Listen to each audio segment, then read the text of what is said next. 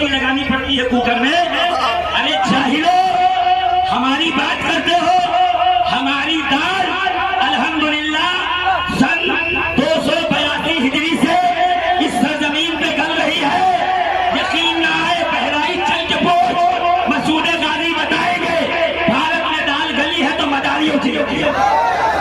मखदूम अशरफ जहांगीर समनानी से पूछ, वो बताएंगे कि भारत में अगर किसी की दाल गली है तो वो मदारियों की गली है।